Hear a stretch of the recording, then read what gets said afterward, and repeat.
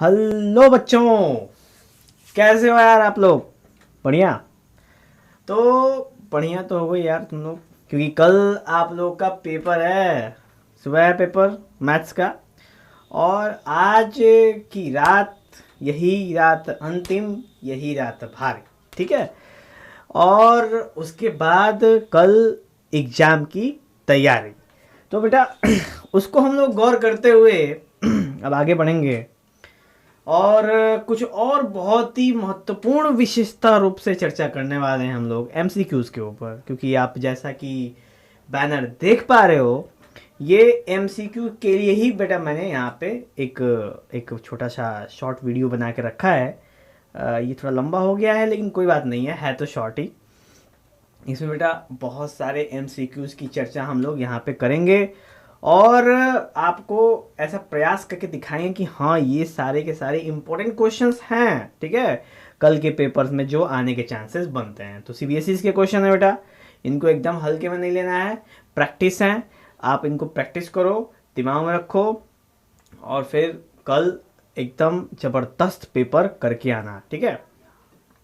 उसके बाद बेटा सबसे मेन चीज़ है कि मैं आपको थोड़ा सा ज्ञानवर्धक बातें बताना चाहूँगा बेटा, कि अभी कल आप लोगों का जो पेपर है और अभी तक आप लोगों ने जो भी तैयारी कर ली है, ठीक है, अब ज़्यादा हाथ पैर मारना नहीं। ठीक है, अब जो भी पढ़ना है पढ़ लो, जितना भी समेटना है समेट लिया, समय सब चीज़ हो चुकी है। ठीक है, अब थोड़ा सा बेटा उस जितना भी चीज़ों को आपने समेटा है उसको अच्छे से रिशेड्यूल कर लो, क्योंकि एग्ज़ाम में उसी की आवश्यकता पड़ेगी। अब सब कुछ समेट के ले जाओगे एग्जाम्स में, आ जाएगा कुछ नहीं, खाली हल्का हल्का चित्र दिखिएगा कि अरे यार ये तो यादे रह लो, तनकी तो भुला के नहीं, बगलिए में तो रह देख ले रही तो मजे आ गई।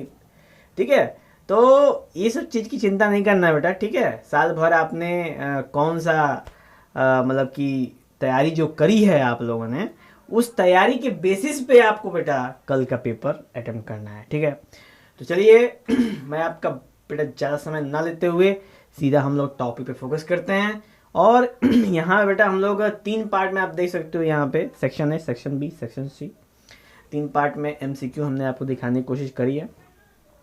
इसमें बेटा सबसे पहला क्वेश्चन है, आपका देख लो कि the range of f x is equal to x plus one by x, यानी x plus one by x का रेंज क्या बनेगा। ठीक है, तो ध्यान देते हो हम लोग। तो अभी देख लो यहाँ पे जैसा ग्राफ यहाँ पे शो हो रहा है, ठीक है, और या फिर उस ग्राफ को बनाने के लिए हमने x plus one by x की जो मदद ली है, ठीक है, एक्स और वाई की वैल्यू निकाली, ग्राफ को प्लॉट करा, और हमने देखा कि ये जो ऑप्शन आप यहाँ पे देख पा रहे हो, यहाँ पे डबल डबल ऑप्शन, यानी कि ऑप्शन ए भी और ऑप्शन बी भी। कैसे? तो देखो जो रेंज है बेटा ना, देखो रेंज माइनस इनफाइनाइट से -2 है और यूनियन 2 से इनफाइनाइट है, यानी कि ये वैल्यू है जो जिसके अंदर बेटा ये रेंज जो एफ एक्स की वो लाई कर रही है। तो जब ऐसा है तो इस चारों ऑप्शन में कोई है नहीं वैसा, तो हम उसे टिक नहीं लगाएंगे। डी वाला ऑप्शन बेटा हमारा नंबर भी जाता है। एक बात और बेटा ये इम्पोर्टेंट है, क्योंकि इससे रिलेटेड द रेंज से रिलेटेड क्वेश्चंस पेपर में पूछे जा सकते हैं, तो ध्यान से। ठीक है, अब यहाँ पे बेटा सॉल्व करने के और भी सारे तरीके हैं कि हम एक कोऑर्डिनेट्स ड्रॉ करके, यानी कि ग्राफ्स की मदद से भी इन क्वेश्चंस को सॉल्व कर सकते हैं, जैसा कि आप फिगर में देख सकते हो। ठीक है, और f x is equal to x plus one by x है ना बेटा, इसको हम लोग x plus one by x is equal to y, यानी एक्स और वाई के फॉर्म में भी हम इसको मेंशन कर सकते हैं। ठीक है, तो चिंतित ना होना, इस सब चीज़ों पे ध्यान से बेटा देखना है। ठीक है, चलो नेक्स्ट हम लोग बात करेंगे। अगला जो सवाल हमारा बनता है वो है आपका बेटा कि minimise z is equal to 50x plus 60y subject to constraints x plus 2y। ठीक है बेटा, ये जो सीन है हमारे सामने, हम यहाँ पे देख सकते हैं कि यहाँ पे ये एलपीपी का क्वेश्चन है बाबू, ठीक है, एलपीपी का क्वेश्चन है और इसमें मिनिमाइज करना है। और एलपीपी में पता है ना बेटा कि हमेशा हम कॉस्ट ऑफ मैन्युफैक्चरिंग को मिनिमाइज करने की कोशिश करते हैं और प्रॉफिट को क्या करते हैं, मैक्सिमाइज करने की कोशिश करते हैं। तो जो कॉन्स्टेंट्स आपके सामने मेंशन है x + 2y, x + y और x y > 0, इनकी मदद से बेटा आपको ग्राफ प्लॉट करना है। ये ऐसे ही जैसे कि नहीं, ऐसे आपसे बेटा बचपन से इस तरह से आप लोग ग्राफ की प्लॉटिंग करते हुए आ रहे हो, अगर याद हो तो, ठीक है। ऐसे यहाँ पे मैंने 2 ही लिखा, यहाँ पे x, यहाँ पे y और इसमें जो आपने वैल्यू प्लॉट करी वो अलग से।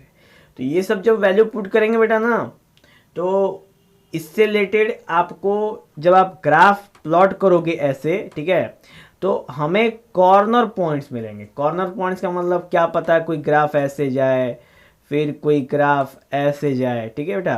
तो एक ये हमारा कॉर्नर पॉइंट हो जाता है, एक ये हमारा कॉर्नर पॉइंट हो जाता है। इसी तरह करके एक और अगर ग्राफ गया बेटा यहाँ से ऐसे, तो एक और कॉर्नर पॉइंट हमारा यहाँ हो जाता है। तो 2-3 जैसे कॉर्नर पॉइंट की मदद से ही हम यहाँ पे बेटा वैल्यू को सिंथेसाइज करने की कोशिश करते हैं हम लोग, ठीक है, एलपीपी में। तो इसमें बेटा जब हमने कॉर्नर पॉइंट मिला और हमको मिनिमाइज बोला है ना, तो 50, 0, 0, 30 और 10, 20, और जिस पे जब हमने कांस्टेंट मैक्सिमाइज में जेड में वैल्यू रखी तो देखा 2500, 1800, 1700, और 1700 सबसे मिनिमम वैल्यू है, तो ऑप्शन देख लो 1700 इज द मिनिमम वैल्यू, ठीक है। तो एमसीक्यू में बेटा एलपीपी के ऐसे क्वेश्चंस भी आ सकते हैं। अब एलपीपी की तैयारी आप लोगों को करनी है। सबसे मेन चीज़ मैंने बताया, सबसे पहले आप ग्राफिकल बनाएंगे, ग्राफ बना के क्रिटिकल पॉइंट, कॉर्नर पॉइंट निकालेंगे। कॉर्नर पॉइंट के बाद बेटा आप उसको एक टेबल बना के टेबल में जेड की वैल्यू पुट करके और फिर चेक करेंगे ऑप्शन में कि वो ऑप्शन मैच करता है कि नहीं करता है, ठीक है। नेक्स्ट है बेटा हमारे पास हाँ, नेक्स्ट हम देखते हैं बेटा आ गया हमारा fx = mod sin x। अब इसको चेक करना है कि जो fx है की वैल्यू जो है mod sin x है, तो इस वजह से क्या है भाई, तो जब fx की वैल्यू mod sin x की वैल्यू है fx = VOUX, यानी बेटा ये जो क्वेश्चन है वो कंपोजिट फंक्शंस के जैसे क्वेश्चंस दिख सकते हैं, लेकिन साइन x का ग्राफ तो आपको मालूम बेटा, sine graph f is everywhere continuous but not differential at x = n/π। तो f जो है बेटा वो हर जगह कॉन्टिन्यूस तो होगा बट नॉट डिफरेंशिएबल, डिफरेंशिएबल नहीं होगा जब एट x = n/π, यानी n/π पे डिफरेंशिएबल नहीं होगा। यानी कहने का मतलब है बेटा कि जब हम साइन x का जनरल ग्राफ बनाते हैं, ठीक है, जब हम साइन x का यहाँ पे बेटा हम लोग यहाँ पे बेटा साइन x का जब हम यहाँ पे नॉर्मल ऐसे जनरल ग्राफ बनाते हैं ऐसे, तो ये साइन x ग्राफ हो गया।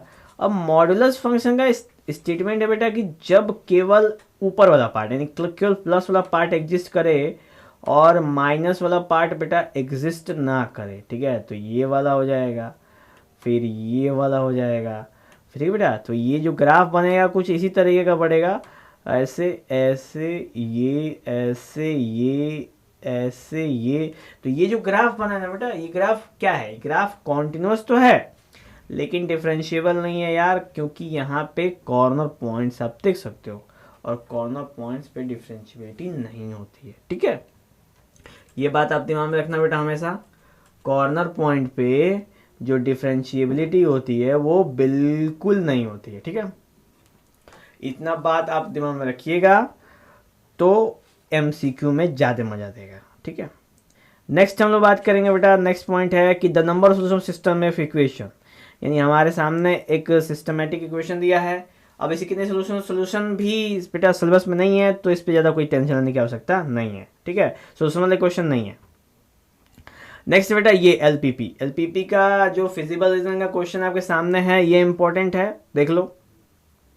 यहाँ पे जो मिनिमम वैल्यू आपसे मिनिमम वैल्यू पूछ रहा है ना इसके अंदर, तो देखो सबसे पहले कॉर्नर पॉइंट निकाला है, 0, 2 है, 0, 3 है, 2, 1 है, ठीक है।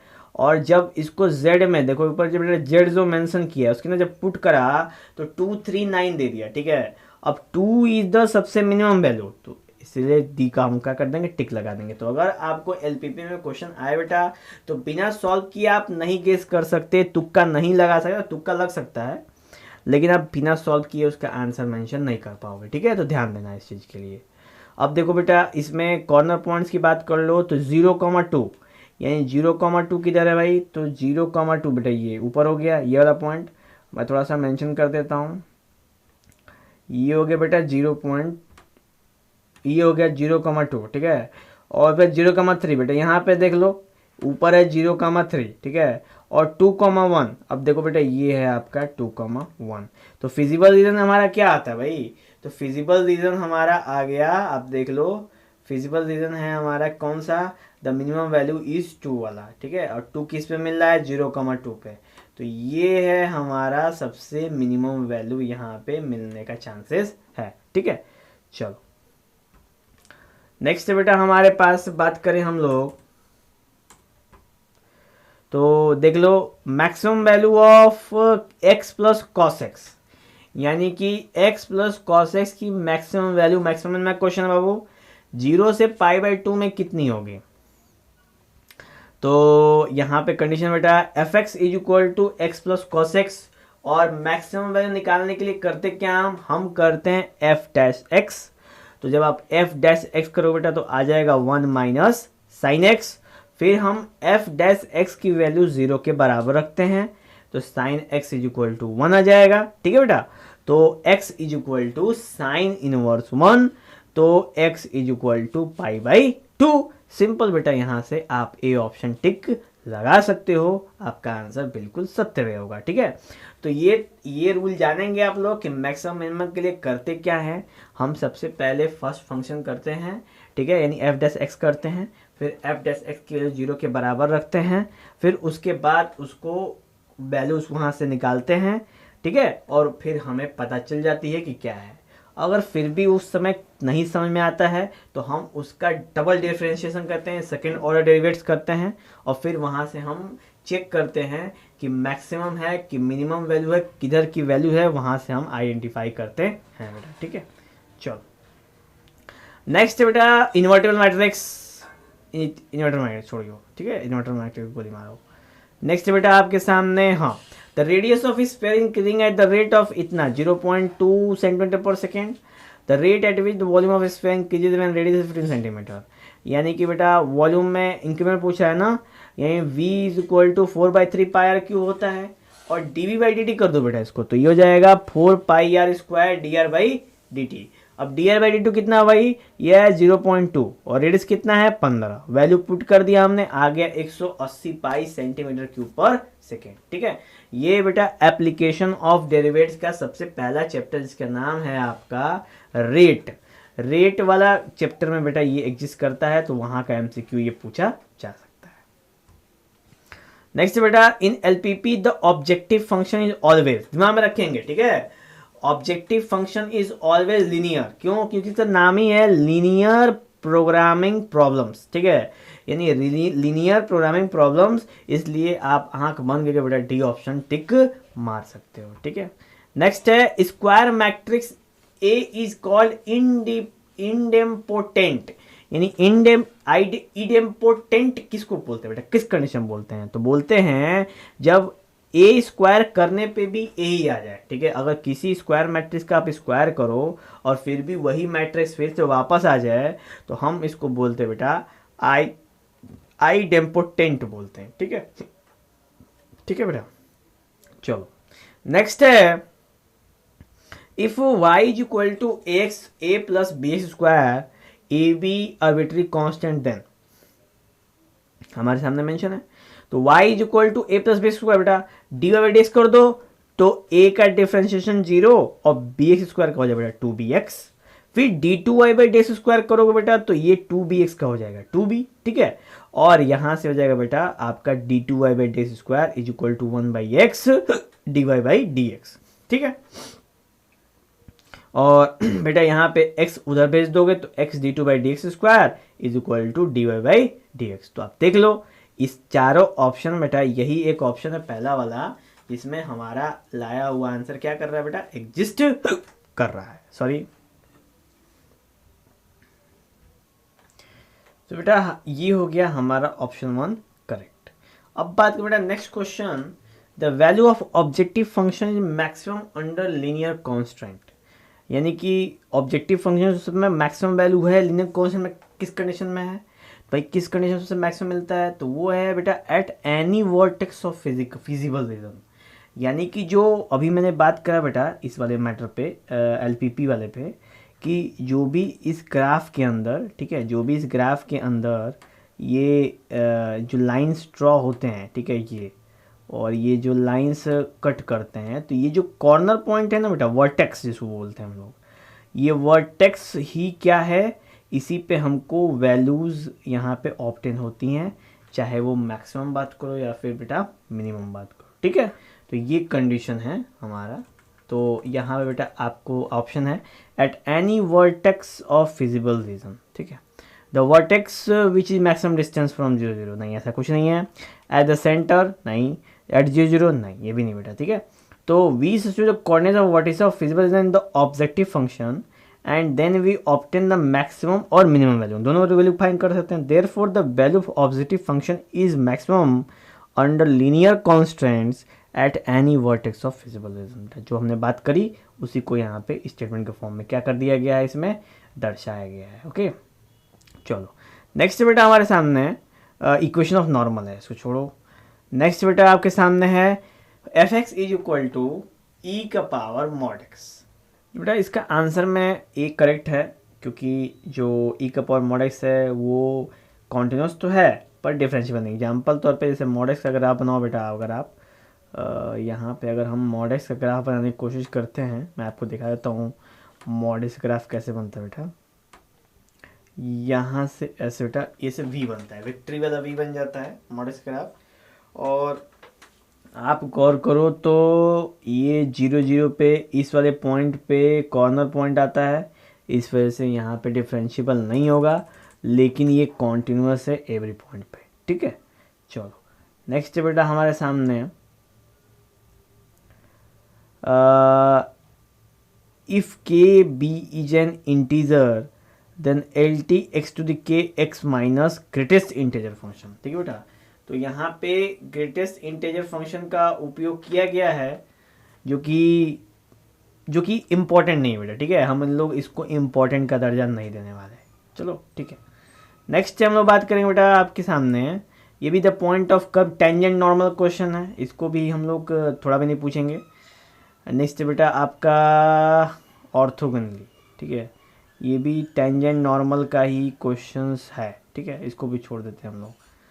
नेक्स्ट है बेटा, हाँ नेक्स्ट है the principal value of the expression inverse trigonometry cos inverse cos बेटा -680 डिग्री। तो सिंपली है कि ये तो बेटा बहुत इजी है, आप लोग कर जाओगे, लेकिन फिर मैं बता देता हूँ। कॉस इनवर्स कॉस तो बेटा 680 यानी 720 के सबसे नज़दीक है, ठीक है। तो हम लोग इसको दिखाते हैं यहाँ पे बेटा, यहाँ पे अगर हम एक क्वाड्रेंट बनाएं तो यहाँ से 0 से स्टार्ट होता है, 360 जाता है, फिर स्टार्ट होता है 720 जाता है। तो 680 करने का मतलब बेटा कि ये फोर्थ क्वाड्रेंट में लाइक कर रहा है, ठीक है। अब फोर्थ क्वाड्रेंट में लाइक कर रहा है तो 720 में से हम क्या कर सकते हैं, इसको घटा सकते हैं। तो ये 720 - 40 हो जाएगा बेटा, तभी तो 680 आ जाएगा। अब कॉस फोर्थ क्वाड्रेंट में कैसा होता है बेटा, पॉजिटिव होता है, तो कॉस में कोई परिवर्तन नहीं आएगा। तो कॉस -40 जिसको हम लोग कॉस 40 मेंशन कर सकते हैं, ठीक है। अब कॉस इनवर्स कॉस 40 की वैल्यू कितनी होती है बेटा, तो वो होगी आपकी 2π/9, ठीक है। तो ऐसे क्वेश्चंस पूछे जा सकते हैं, लेकिन बेटा मैक्सिमम टाइम ऐसा होता है ना कि मैक्सिमम टाइम ऐसा होता है कि हम लोग वैल्यूज जो मिलती है वो आपके जो ट्रिग्नोमेट्रिक टेबल्स होते हैं जिसके अंदर 0, 90, 30, 45, 60 ये सब चीज़ें मेंशन होती है, उनके अंदर हमको देखने को ये चीज़ें उपलब्ध होती हैं, ठीक है।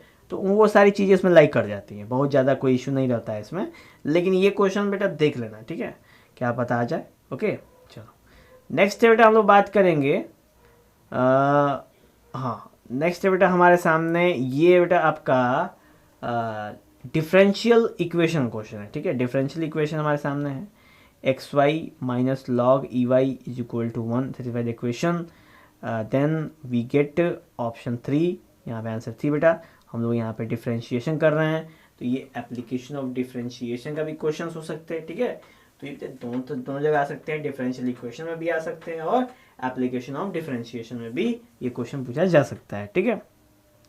यहाँ पे इसको सॉल्व करने के बाद, इस स्टेटमेंट को सॉल्व करने के बाद यहाँ पे बेटा जो वैल्यू है वो है लेमडा इज 3, ठीक है। आपको भी वहाँ पे सॉल्व करना पड़ेगा बाबू, ओके। तो ध्यान से देखो, यहाँ पे x y minus log e y is equal to 1 mention है, डिफ्रेंशिएट कर दो तो ये जो है x d y by d x, यानी वाई वन को d y by d x लिया है, और लॉग ई वाई का मतलब है बेटा कि लॉग वाई हो जाएगा minus d y by d x upon y, यानी 1/y d y by d x, ठीक है, इज इक्वल टू बेटा 1 का हो जाएगा 0। फिर इसको फर्दर इसको रीअरेंज करा गया है एलसीएम लेके, और उधर कटा दिया गया, जैसे कि एक्स वाई वन एलसीएम ले तो x y one y plus y square minus y one is equal to 0, ठीक है। फिर उसके बाद बेटा यहाँ पे फर्दर ये चीज़ों को इधर इधर अरेंज करने के बाद हमने ये वैल्यूज निकल के आ रही है, ठीक है। चलो नेक्स्ट है बेटा हमारे सामने y is equal to x का power x then d by x. तो सबसे पहले बेटा यहाँ पे लॉगरिथमिक फंक्शन आता है, तो हमको यहाँ पे लॉग लेना पड़ेगा, ठीक है। तो taking log both side, log y is equal to ये हो जाएगा बेटा आपका लॉग x का पावर x, यानी इसको बोल सकते हैं लोग x लॉग x बोल सकते हैं बेटा, ठीक है। ये नियम है लॉग का। तो जब इसको फिर x लॉग x मेंशन करके और यहाँ पे हम फर्स्ट फंक्शन और सेकंड फंक्शन का रूल अपनाएंगे और प्रोडक्ट रूल डिफरेंशिएशन का लगाएंगे, तो हमें बेटा आंसर मिल जाएगा आपका x का power x 1 plus log ex, जो आप देख सकते हो बेटा ऑप्शन ए बिल्कुल करेक्ट दिख रहा है, ठीक है। तो ऐसे करके बेटा हमने सेक्शन ए के बहुत सारे जो क्वेश्चंस 20 हैं, 20 में से बेटा लगभग 5 तो आउटडेटेड सिलेबस से बाहर थे, लेकिन बाकी सब 15 क्वेश्चंस आपने देखे, उसको हम लोग ध्यान से समझेंगे, ठीक है। नेक्स्ट में बात करें बेटा सेक्शन बी की, तो आ जाते हैं हम लोग सेक्शन बी में। बेटा पहला है आपके सामने है कि ये रिलेशन फंक्शन का है कि let S be set of all real number and let R be set relation on S defined by R be a minus mod a minus b is less than 1, then r is reflexive, symmetric but not transitive। अब ऐसा क्यों? तो reflexivity के लिए बेटा condition होती है कि जो ए होता है बेटा वो आर से बिलोंग करता है, रिफ्लेक्सिविटी के लिए है। और सिमेट्रिक के लिए कंडीशन होती है कि जो ए बी है वो आर से बिलोंग तो करेगा, बी ए भी आर से बिलोंग करेगा। तो अभी आप लोग रिफ्लेक्सिविटी एक केस देखो बेटा, तो यहाँ पे a minus a is equal to 0, जो कि बेटा एक से क्या है कम है, इसका मतलब बेटा आर में बिलोंग करेगा। तो आप कोई भी वैल्यू इसमें रखोगे बेटा a माइनस बी वाले कंडीशन में, तो उसकी वैल्यू हमेशा क्या होगी, एक से कम होगी, ठीक है, एक से कम ही होगी। जब दोनों वैल्यू अगर सेम हो जाए, ए और बी दोनों की वैल्यू अगर बराबर हो जाए किसी भी केस में, तो उसकी वैल्यू हमेशा क्या देगा बेटा, एक से कम देगा, यानी इट इज रिफ्लेक्सिव, ठीक है।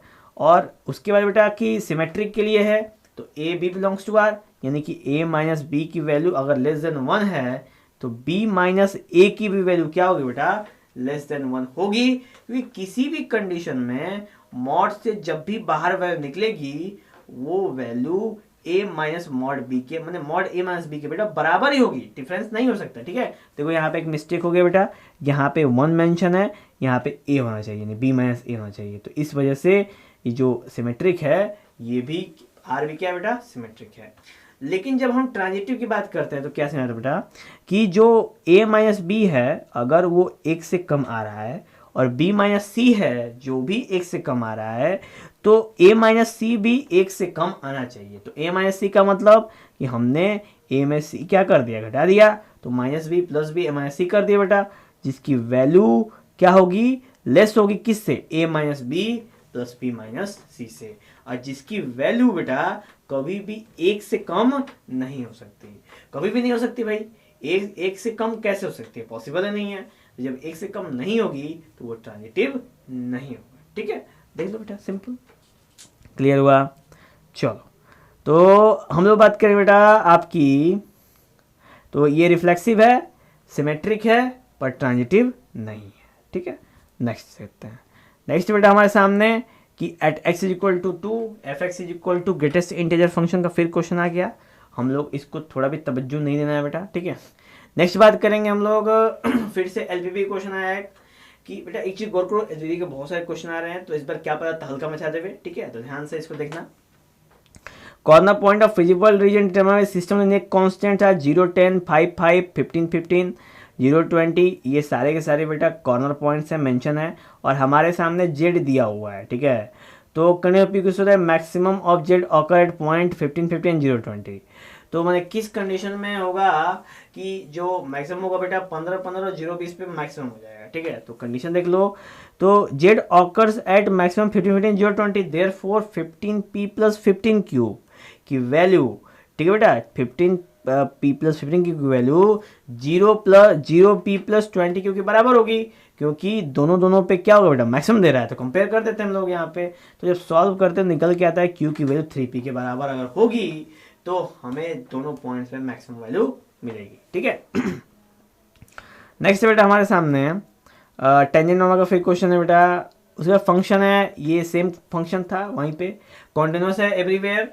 द फंक्शन है f x is equal to 1 plus sine x, क्या है बेटा, मॉड साइन एक्स, वो एवरीवेयर क्या है, कॉन्टिन्यूस है, क्योंकि 1 plus sine is not derivable at those for which sin x is equal to 0, however 1 plus sin x is continuous everywhere being the sum of two continuous function।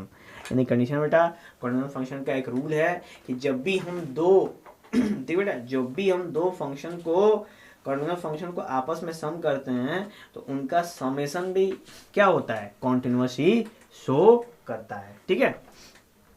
Next है कि बेटा range of tan inverse x, भाई tan inverse x का range क्या है, तो याद कर लो, रट्टा मार लो, -π/2 से π/2 के बीच में, ठीक है, इसलिए कह रहा भैया रट्टा मार लो, इसको जरूरी है, इंपॉर्टेंट है।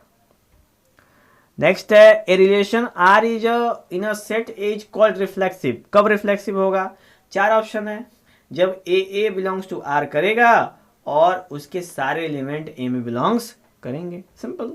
चलो नेक्स्ट बेटा sine inverse x minus cos inverse x is equal to π/6, then x क्या है भाई, तो x जो आप समझ रहे हो वो x नहीं है, ये मैथमेटिक्स का x है, ठीक है, आप किसी को पर्सनल x नहीं लेना है। तो यहाँ पे बेटा आपके सामने है कि हमने ये sign inverse x plus cos inverse को क्या कर दिया, सॉल्व कर दिया।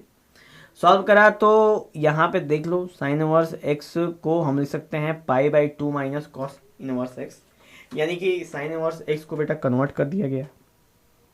जब ये ऐसा किया गया तो यहाँ पे cos -2 cos इनवर्स हो गया और π/2 जाके उधर एक तरफ अपने अलग हो जाएंगे, तो -2 cos इधर हो गया बेटा और π/6 चला गया उसके पास, कुल कट पिट करने के बाद बचा π/6 is equal to cos inverse x, तो x is equal to cos π/6 और cos π/6 का मतलब होता है बेटा cos 30 डिग्री, और cos 30 डिग्री की वैल्यू कितनी होती है यार, cos 30 डिग्री की वैल्यू होती है √3/2, जो आपके सामने बिल्कुल मेंशन है। तो बिल्कुल घबराना नहीं कि ऐसा क्वेश्चन आया तो भाई सिलेबस में नहीं है, नहीं डरना नहीं, आराम से अपना भेजे का प्रयोग करो और इस क्वेश्चन को एकदम बढ़िया से वहां पे सॉल्व करना बेटा, डरना नहीं एकदम तनकी हो। हाँ नेक्स्ट है a total revenue in rupees receive from sale x in product is given by इतना, the marginal revenue when x is equal to 15, ठीक है। मार्जिनल रेवेन्यू का क्वेश्चन तो बेटा नहीं है, ठीक है, मार्जिनल रेवेन्यू की बात हम नहीं करेंगे इसके ऊपर, ओके।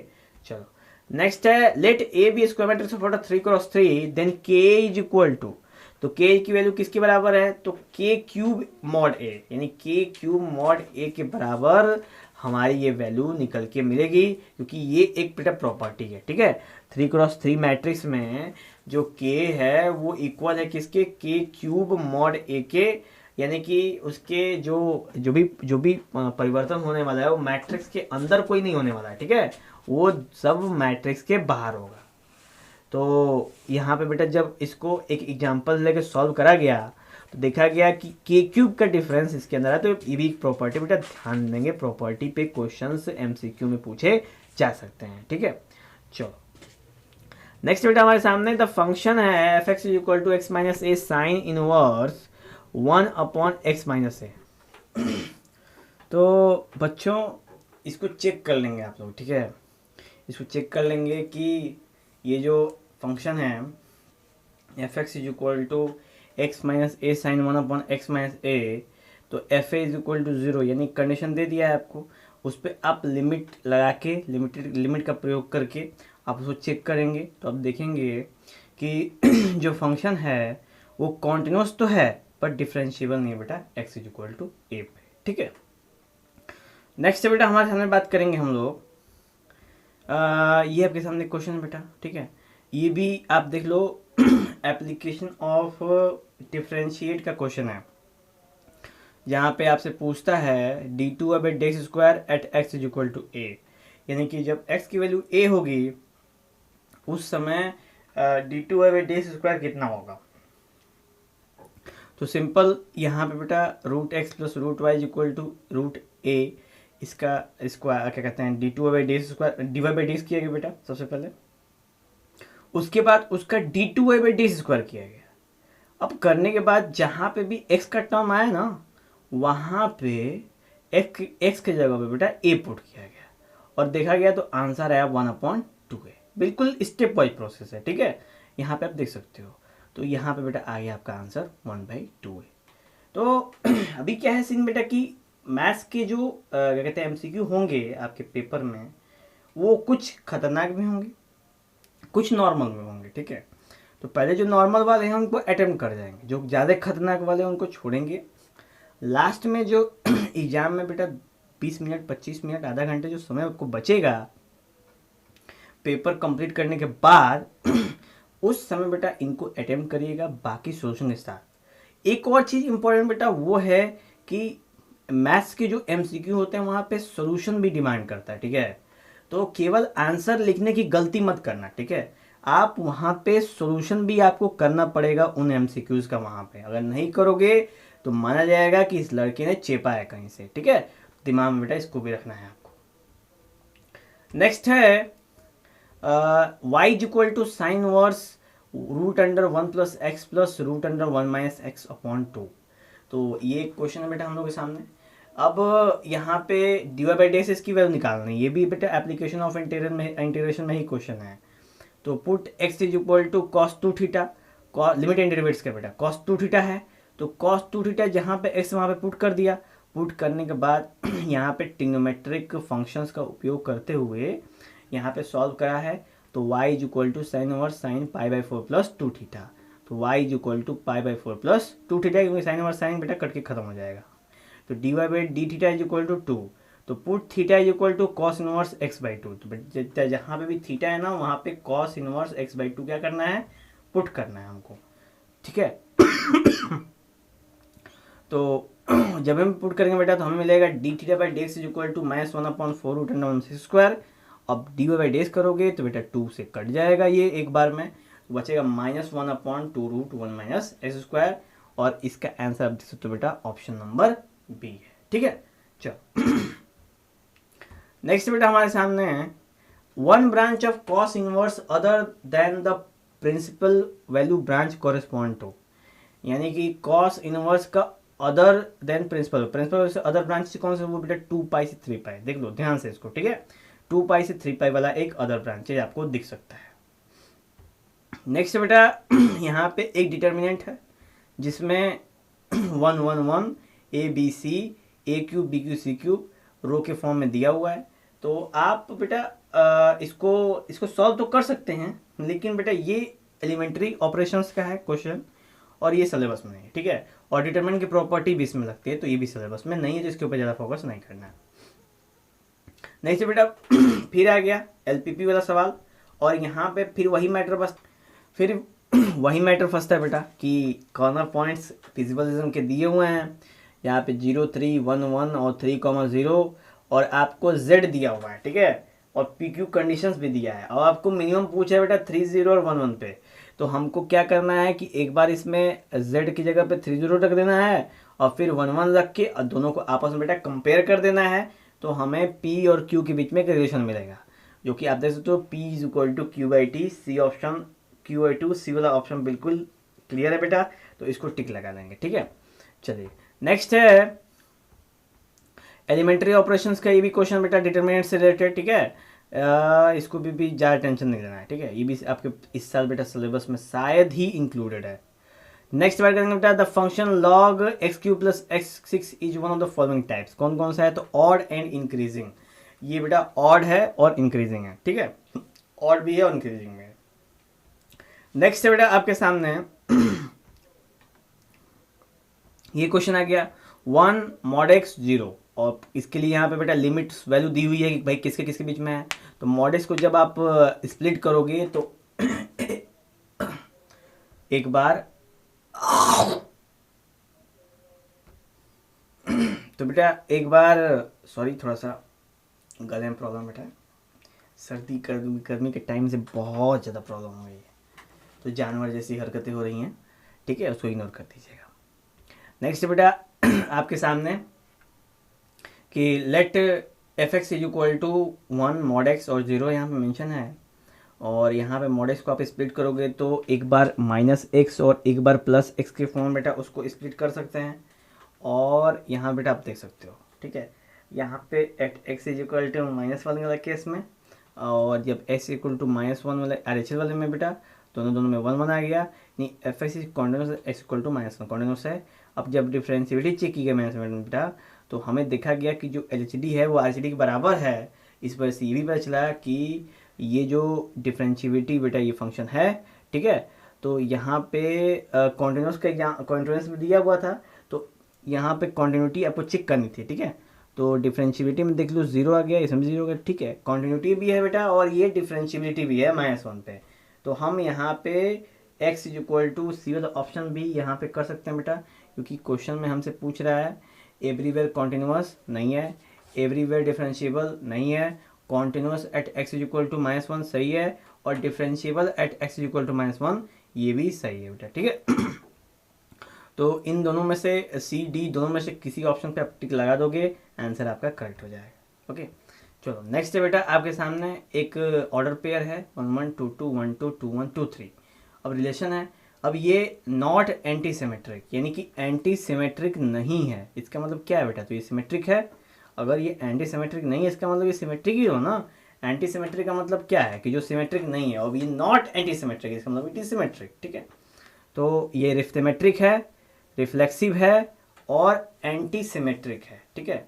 एंटी सिमेट्रिक भी हो सकता है लेकिन नॉट एंटी सिमेट्रिक नहीं बेटा, ठीक है। चलो, तो यहाँ पे इसके लिए रिलेशन दिया है कि relation R on non empty set A is said to be reflexive, कि अगर x belongs to R, not reflexive, therefore R is not reflexive. तो a relation R on a non-empty set A is equal to symmetric for all, therefore R is not symmetric, ठीक है। not reflexive है, not symmetric है। A relation I non-empty set A is said to be antisymmetric if x are y and y are x, तो x is equal to y for all x y belongs to R, therefore R is not antisymmetric, ठीक है। तो यहाँ पे 3 condition आप देख सकते हो, ये वाला ऑप्शन आपका सही हो गया, ठीक है। तो सिमेट्रिक बोल रहा है, रिफ्लेक्सिव बोल रहा है, एंटीसिमेट्रिक बोल रहा है, और ये नॉट एंटीसिमेट्रिक है, ठीक है। चलो नेक्स्ट बेटा सेक्शन सी में आ गए हम लोग। तो 2 tan inverse cos x is equal to tan inverse 2 cos x, ये भी क्वेश्चन से इंपॉर्टेंट है, पूछा जा सकता है।